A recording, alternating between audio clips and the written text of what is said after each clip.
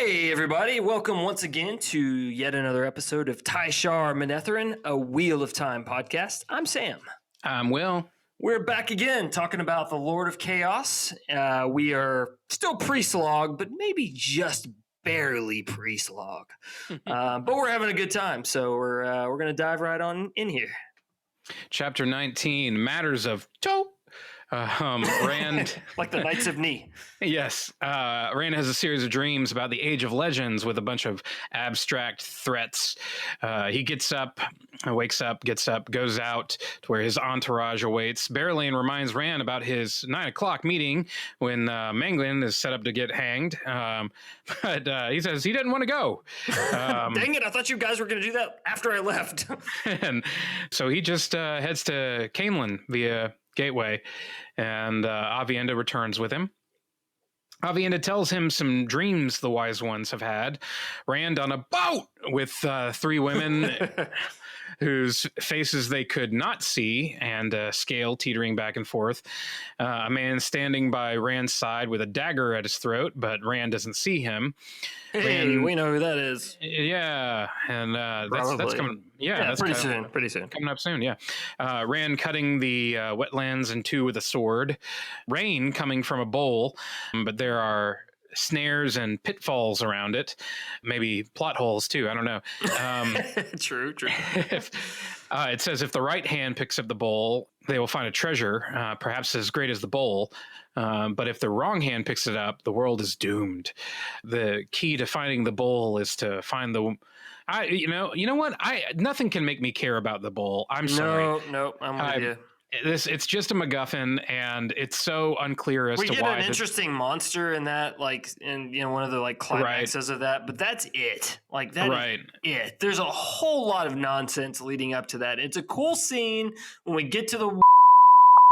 We'll get there. After all this, we stop to Avienda's perspective for a moment. She immediately thinks of how much toe she has to Elaine and what she could do to meet it. Avienda and her toe. Yeah. Her Always big toe. The toe. A spear maiden sees her and mocks her at first, but then is friendly before the chapter ends. She's like, good, I don't have to fight her. Right. Chapter 20, From the Steading. So Rand is once again chilling in the palace when... I just always imagine him with one leg over the chair like a douchebag. Always. Right, yeah. Always. Yeah. Yep. That's pretty much the way I always picture him. That's why whenever I say Rand is chilling, that's the picture I have. Maybe. Yeah.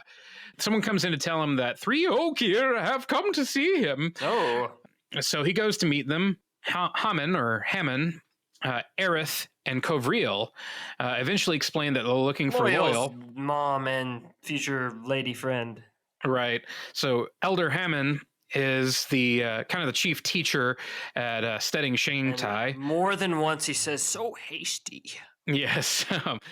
Kovriel is Loyal's mother, and Aerith, who we met at Steading Sofu a few books back. Loyal's ears quivered several times as a result of meeting her. But now Kovriel has chosen Aerith to wed Loyal, and they're just all incredibly worried about him. They're like, we need to find him. He needs to get married and needs to come home right now. Of course, Loyal is like 90-something, but he's just too young. He's too young to be outside the Steading. Because Ogier live very long lives. So they explain that Loyal's been out of the Steading for more than 5 years, and it's dangerous for Ogier to be out of a Steading for too long. Because of the longing, right? Right. It apparently came after the breaking of the world. Like they didn't have the longing before that. It's interesting. Exactly. The folks that have stayed out longer than 5 years have all either died or developed like infirmities that they live the rest of their lives with. So they're very concerned. And Rand explains that Loyal is safe in the 2 rivers. They're all upset since that's the other side of Andor. Right. That's a long walk. Right. It'll take them days to get there. Rand asks if they can tell him the location of the waygates so that he could make sure that there aren't any surprise attacks from Trollocs via waygate. Right. And he wonders for a moment why Samael hasn't just opened a gateway and dropped a horde of Trollocs on him. Good question, Rand. Good question. Yes. This is we don't get a very good answer here. We do get an answer eventually, and so, but just not yet. So Rand calls for maps. They start talking about different locations of old cities, steadings, and waygates. Yeah, he's like naming off cities that don't exist anymore, and he's like, "That's not a place anymore." What? Yeah, and Elder Hammond is surprised to find out that Rand doesn't know where all the steadings are. He just kind of assumed that people knew where they are. And if you want a list of all the settings, you can visit your favorite Wheel of Time weekend and go to this chapter. I'm not going to list them. Good call. So Elder Hammond mentions... Shang-Tai and Sofu, that's all you need to know. Yes, those are the two important ones. So Hammond mentions a waygate near Arid Hall, which I've been there this week. Yeah, which we now know as Shadar Logoth. Rand stops him and asks if he can show him the waygate there. Chapter 21 to Shadar Logoth. Wonder where this is going. Elder Hammond is surprised that Rand would ask to go to Shadar Logoth, but when Rand says he can take him there immediately and have him in the Two Rivers before nightfall, they agree. And he opens a gateway and takes the three Ogier and a group of Aiel through the gateway to Shadar Logoth. So they all go through the gateway, and it's along with a bunch of maidens. Right, a whole bunch of maidens.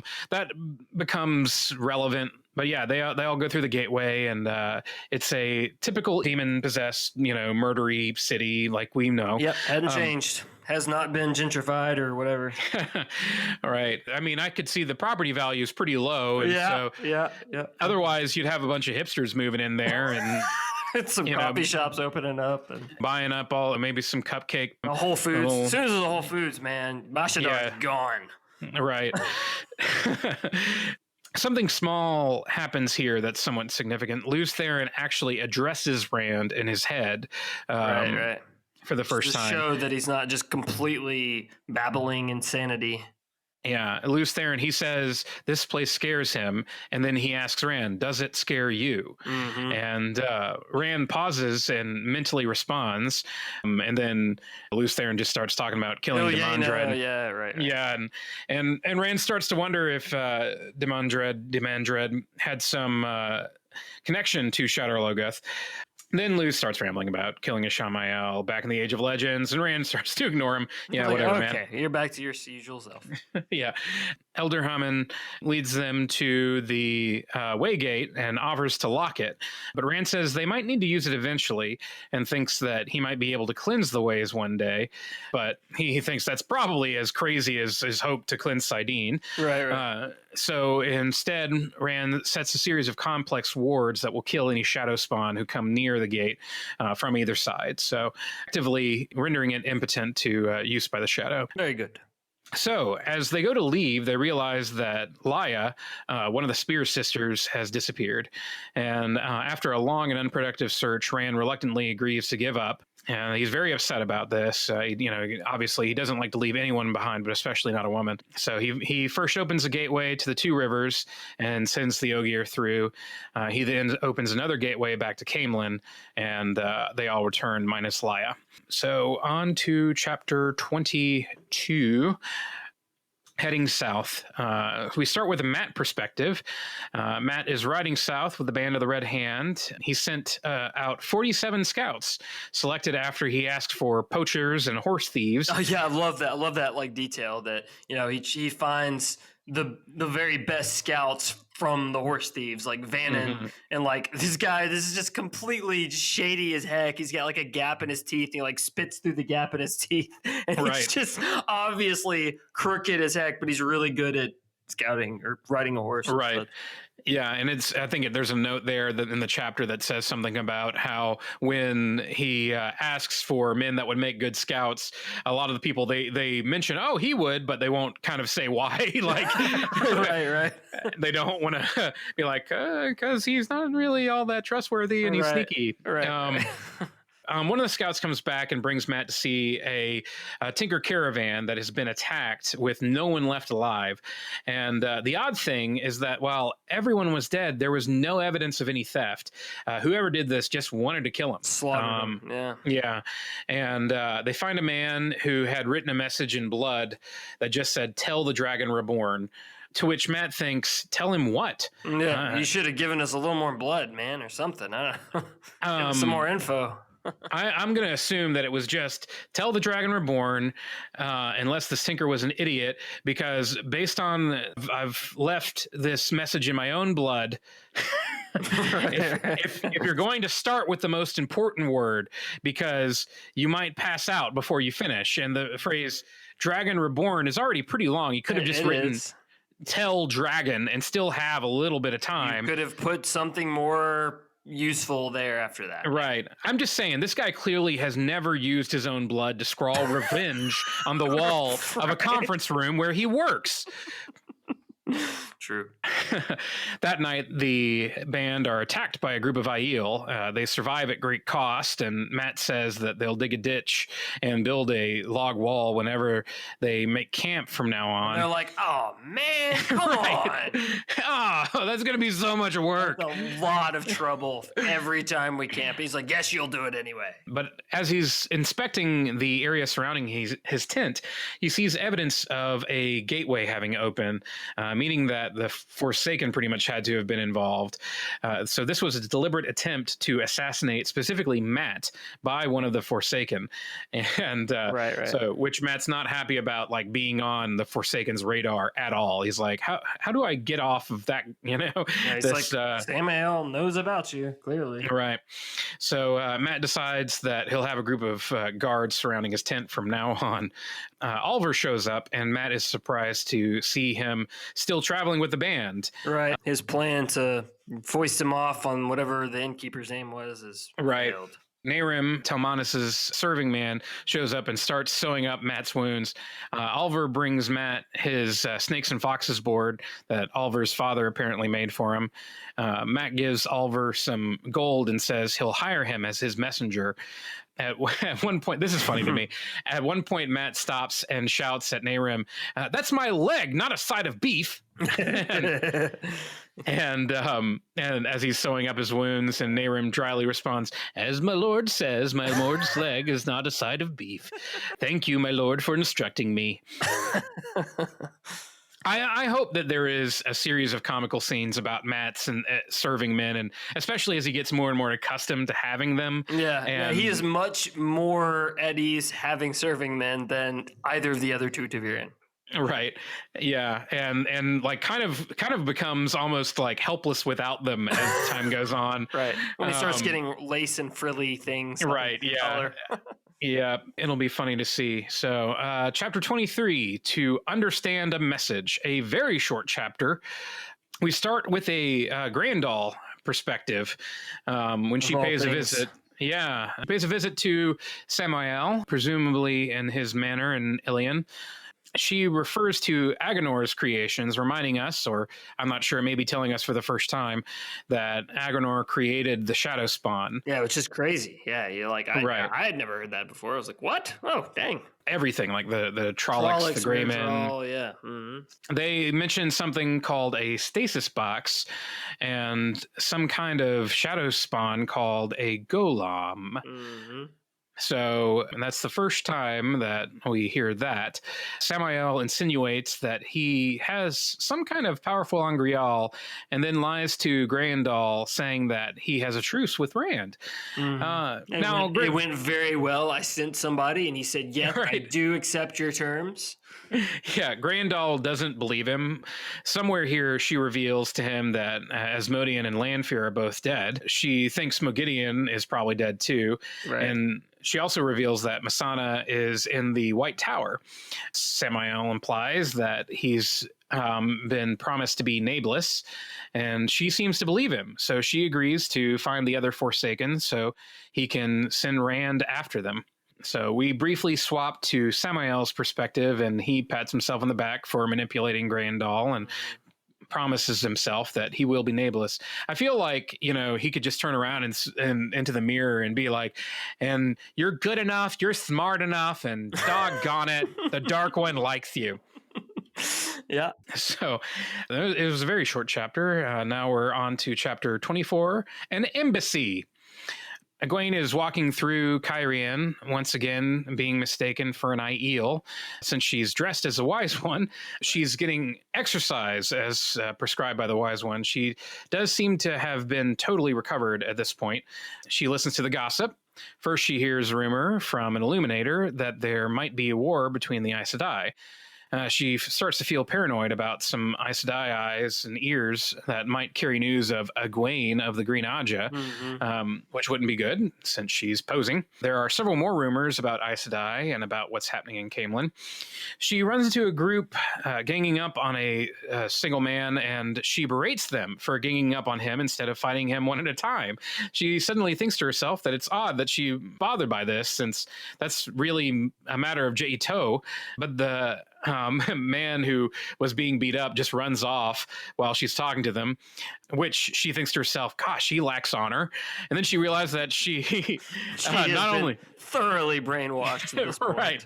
She not only dresses like an Aiela, but she's begun to think like one. And that is really driven, that point is driven home later in this book, that's for sure. Right. And she really dives headfirst into that persona.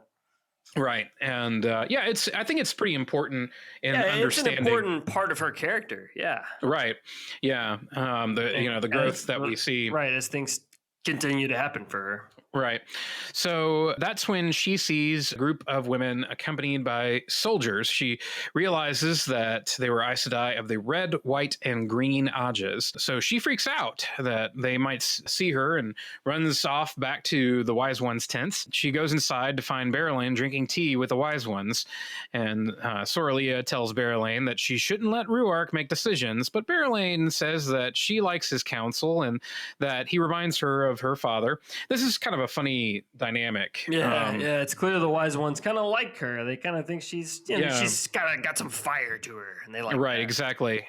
So Egwene asks Berelain and the Wise Ones to keep her presence a secret, though she indicates that it's because Elida is just the worst, and she won't want anyone else. She'd be like captured and taken back to the tower or whatever. Which she would be true. That probably would happen, but for a different reason. Yep. So, and Elida is indeed the worst. Not a lie. It's true. After Berelain agrees, and the Wise Ones tell Egwene to go eat some cheese, so that she can get some flesh on her. The Wise Ones go check her health by making her do strenuous exercises. Right. And they agree that she is sound as a maiden, which Egwene takes as a huge compliment, and actually thinks that she's in better shape than she was before the attack, since the Wise Ones have such high standards for ascertaining a person's health. True. Then we're on to chapter 25, Like Lightning and Rain. The Wise Ones grill Egwene about the embassy to Tar Valon. There are 6 women. And she's like, I don't know most of them. Right. And really, the way she knows the one she knows is because she was a novice under them, and she tell them that. Exactly. There are 6 women, and a member of the Grey Aja is leading the group, which, is a good sign that it's not a negotiator, not a Red Aja. Yeah. Right. Egwene only knows 2 and nothing too helpful. One of the Aes Sedai went to the Royal Library to research locations of the seals, as from what they've heard. And so like the Wise Ones are like, oh shoot, we should do that too. Right. And they're like, we'll find it faster than her anyway. So they send some Wise Ones to go. And they're like not thrilled about going to the library because, Aiel in the library, that's not their place. Yeah. They don't like libraries. They're like, fine, we'll do it. Yeah, it's also like where the Tree Killers library is. And even worse. Yeah. So we find out that 500 men have accompanied the Aes Sedai, which concerns all of them, rightfully. Sure. Egwene recommends that the Wise Ones who can channel follow the women anytime they go to visit Rand to make sure they don't leave any traps for him. Egwene goes into the city and attempts to eavesdrop on the embassy, but she doesn't actually find anything helpful as she just hears fragments. Peering around the corner, extending a weave into a window, and here's some gossip from some servants. Right. During this, a woman walks up and sees Egwene standing there. Because her eavesdropping weave, the woman hears multiple voices talking. Oh, right. And what Egwene the heck is happening? is standing there by herself. This could be a funny moment if, she's just standing there. There's multiple voices talking, but Egwene is standing there. And if it's like a deep voice of a man, what? Where did that come from? And maybe Egwene just doesn't explain. She just angrily stares at the woman like, do you mind? Until I'm having a conversation here. Right. After one of the Aes Sedai and her warder come out of the house where the embassy is staying and start looking around, no doubt she felt the eavesdropping wheeze that Egwene was using. Egwene's like, oh shoot, I gotta go. So Egwene takes off running into the crowd. Runs into Gawain. Gawain gets all his news from links that his old gym teacher shares on Facebook, though. Right. He is positive that Rand has killed his mom. Yes, he is sorely misinformed and will not be convinced of anything. Even though Egwene, his crush, is right there telling him that it's a lie. He is determined to be emo about it ever since he almost killed that peddler dude. Right. Gil's neck, my lord. Or whatever. Right. And you know, many people defend Gawain, and I appreciate the attempt, like, you know, hey, he's working off bad information. Sure. You know, yeah, I get that. But he becomes he's also kind of awful. I don't know. Yeah, he becomes a total turd blossom starting in this book. It's true. Basically lasting the rest of the series. They defend him by saying that, you know, hey, he's working off bad information, and I think that's a good point. But that's not what makes him annoying. What makes him so frustrating is the fact that when he's confronted with the good information, he's just like, I don't know about that. He just bats it away, even if it's from a perfectly good source, like somebody he would logically at least like pause and be like, okay, maybe. Right, you know? right. Nope. Made up his mind. He's going to be emo about it. He's going to be upset, and it's just the way it's going to be. Yeah, which is too bad because, like you said, I mean, you know, before this book, Gawain is a pretty likable guy. Yeah, it's true. It's like, man, what happened? When he didn't have, it's like when he didn't have Galad to be a foil against. Right. Anymore. Yeah. So anyway, Gawain and Egwene profess their love for one another. Egwene makes him promise that he won't do anything to hurt Rand. And then she promises to herself she won't try to manipulate him into telling her stuff or whatever. Right. Yeah. It is a little sad that this love story might be in the top 3 of the series. Because it's still really bad. Yeah. And then they go for a walk every day in the city and like go to an inn, and she sits on his lap and there's more, like, but there's more development at least of about how the two of them are falling in love than it is like with most characters. Like with Rand and his 3 women, basically it's like boom and they're in love. And we are learning that is a good thing. Right. That's a feature, not a bug in these books. Right. Man just comes and sits in his lap and he's like, oh, this is nice. Okay. Yeah. Yep. Yeah. So we swap perspectives to the embassy Aes Sedai, who are speaking to Colliver, saying that they intend to escort Rand to Tar Valon, and there will be a need for a new leader in Cairhien, and strongly imply that it would behoove Colliver and the other nobles if the embassy got their way. And so they talk about other rumors, including the idea that there is some member of the Green Aja there in town, and or that maybe Moraine actually faked her death. It jumps to all the wrong conclusions. Right. It was so hard to not just like skip over this section, like start turning pages to look for the next break. Yeah. They also mentioned that there is a plan B if Rand refuses to come with them peaceably, and that it involves channeling consistently for a long period. Also, there is mention that some other Tower Aes Sedai are going to Cairhien secretly. So, in other words, Lews Therin is right to be paranoid. Right. The plot is very much thickening. And that brings us to the end of this section. There's several short chapters in this, and or chapters that just may have not been short, but didn't have a whole lot. Right, there's a few where it's like page, nothing happening. Keep turning pages, pages, nothing's still happening. Yep. As we get closer into the slog, it's more and more common. I do have a couple of spoiler notes. Very good. If you are still in the middle of Lord of Chaos and you would not like to be spoiled for future books, we'll talk to you next week. All right. So first off, and I would never have noticed this on a read through, but Grandal actually makes it pretty obvious here that she had to be the one to kill Asmodean. And it's funny because you actually said, I think in one of your chapters earlier, that the only person who would know Asmodean is dead is the person who killed Asmodean. For sure. Because and we saw that like he was burned out of existence, so there was no evidence of his death. Yeah, Rand probably just thinks he just ran away or something. Right. And so, but it's funny because Grandal just casually mentions, oh, Asmodean and Lanfear are both dead. Right, yeah, that's a good point. The fact that she just is so confident that Asmodean is dead. Like, why do you know that? Right. And so in one way, like reading that little bit, I mean, it just goes by quickly. It should have been obvious. Yeah, sure. No, that's well put. Because like it's not like she's saying that Demandred is dead or I don't know, somebody else. But she's real confident Asmodean is dead. Like, right. So, I mean, at the very least, she would have had to have known the person who did it, who, told her. But more than likely, the way the Forsaken just don't trust anybody. No. Yeah, so she doesn't have a closer alliance than Samael at this point. Right. So it's just an interesting detail to notice in this rereading. It doesn't make the reveal that she killed Asmodean any more interesting. Right. But it does show that Jordan had likely planned it that way from the start. We don't hear much from Missana being in the White Tower for several books, and that's just more an. It's so weird that we got like her perspective. Like, what in the world? And it's just for a moment. Like, yeah, it's just strange because it's mentioned she's in the White Tower, right? And we're gonna deal with that in and it's like, wait a minute, what is happening with that? in 6 more books, like. Right. It's like, I guess we can assume, okay, Elida's in the White Tower. Nothing good is happening there right now anyway. So sure, why not throw a Forsaken into the mix? Exactly. Well, I mean, it's funny because, it's a little bit like, when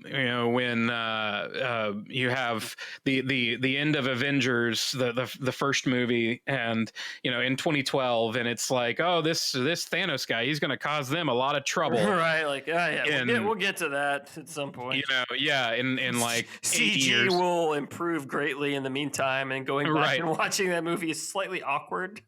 Yeah, which, by the way, totally off topic of Wheel of Time, but the whole thing lead up to that moment is that, to go after humans is to court death was the whole thing of how Thanos in the comic books actually was courting death. When death personified as a skeleton lady. Right. And so they make the big deal of mentioning that and him smiling, but that does not come up at all in the movies. Yeah, they really stay away from him courting death in the movies, which I think was probably a good call. Oh, yeah. It was a good call, but it was just funny. Yeah, because his character was far more relatable in the in the movie, yes. Right, and I think with the way traffic has been in Atlanta recently, I think most people can agree that Thanos may have been right. Yes, until the coronavirus, man. Maybe that's like Thanos, right? Right, maybe that's actually the snap is just a far. Wow, this got dark. Hey, we're in quarantine, nothing's off. Right. Okay, so that's the end of my spoiler notes. Very good. Well, if you've stayed with us this long, we would love for you to visit our podcast. We would love for you to visit our podcast. We would also love for you to visit our website at tsmpodcast.com.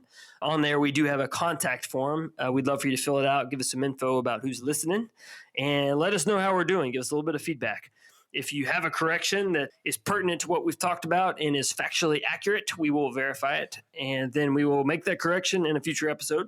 Please let us know. Yeah, if you have anything nice to say, we'll give you a shout out. We'll tell you, we'll mention you personally. Please follow us on all of your social media, podcast TSM, and everywhere pretty much. Say hello. Be sure, if you get a chance, give us a rating wherever you get your podcasts, and share us with your friends who are getting into the series, because we know there are plenty of people doing that right now. Right. I've finally suckered a few of my friends around here into reading the book. I've got 3 friends now who have gotten through the first book. So I hear you. I've got 2 friends they're in the midst and are having a good time and have checked us out. So yeah, it makes me want to redo our Eye of the World discussion, because I don't really want to point them to our I don't either. I'm with you. Yeah. It was like our 3rd podcast, and it was it was a little rough. Trouble. Yeah. We should redo that. We should put that on the calendar. I think that'd be good. Yeah, maybe after Lord of Chaos. So indeed. All right. Well, until next time, Tai'Shar Manethrin.